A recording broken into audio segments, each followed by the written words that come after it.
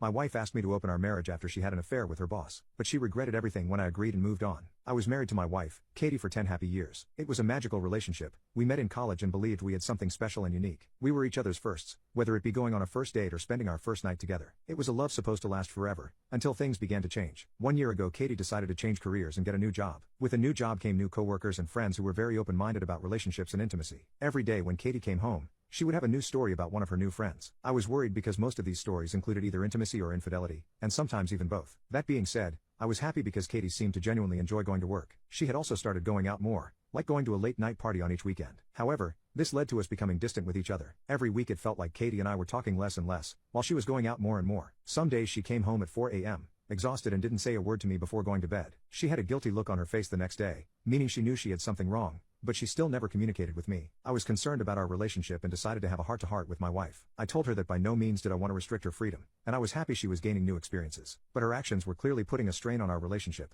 and the path we were headed towards wasn't a good one. Katie was silent for a few seconds after hearing me, and then said something that haunted my dreams for a very long time. She said she wanted to try the idea of an open marriage. Before I could oppose, she said, "Just let me explain." Then she proceeded to tell me about how most of her friends are in open relationships, and that it is actually healthier than I think. Then she said that because I was her first boyfriend, she had missed out on her college experience. She wanted to rectify that by having an open marriage and exploring her own interests freely. By the end of her speech, my ears were ringing and I was barely listening. I knew that her new friends were influencing her, but to think that they had gone this far. My sweet Katie would have never suggested this. The fact that she was even thinking about being with other men was making me throw up. And when I thought about being with a woman other than her, that made me feel even worse. I tried saying that I was uncomfortable with an open marriage, but Katie kept on trying to convince me by saying we were living restricted lives. I even tried saying maybe we should go to therapy together to fix our marriage, but nothing worked on her. In the end, I was tired and reluctantly agreed to open our marriage just to end the conversation before I lost my cool. We agreed on some rules, like not bringing any partners into our home, but I don't remember the rest of that night. All I remember is waking up the next day and hearing my wife say, "I'm going on a date." It was as heartbreaking as I would have imagined. That week, I had to watch as Katie dressed up for other men and had several one-night stands. She would come home and try to tell me about the men she was seeing,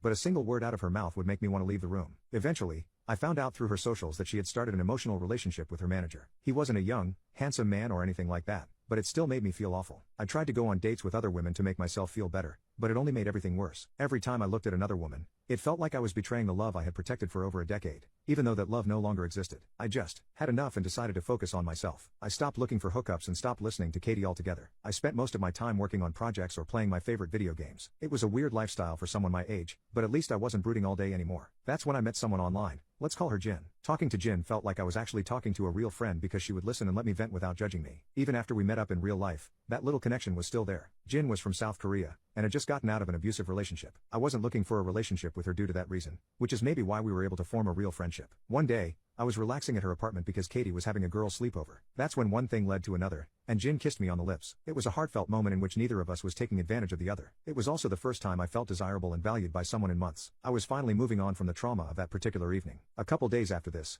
I was confronted by my wife. She complained to me that I had been completely ignoring her and not giving her enough attention. I didn't have the time to deal with Katie since I had a date with Jin, so I just told her to go get attention from her new boyfriend, the manager. Safe to say that things only went down from there. My words showed my wife that I was happy without her, and that made her insecure in some way. She told me she broke up with her manager, but when I didn't react she completely lost it. She said she regretted opening our marriage, and that watching me love someone else instead of her was breaking her heart. I had just returned from a skiing date so I was pretty tired, and told her that I haven't broken any rules so I have no idea why she's yelling at me. I think that flipped some type of switch inside her. The week after that, I saw her make an effort like she had never done before. She was doing things like cooking a full-course meal, cleaning the entire house by herself, and even initiating intimacy. But my priorities now lay elsewhere, and besides, I had no desire for her body anymore after listening to her constant descriptions of her one-night stands. One evening, Katie finally broke and started crying while stopping me from going on a date with Jin. She said that she has had enough and wants to close our marriage. But contrary to her expectations, I just laughed at her and said that she enjoyed her relationship with her manager, so why can't I do the same? She kept begging me to listen to her, and suggested that we should go to therapy. I guess I still held some type of affection for Katie because I agreed to sign up for couples therapy under the condition that she doesn't lie about anything. I told Jin about all this, and since she knew about my situation from day one, she said she would support whatever decision I make. That being said,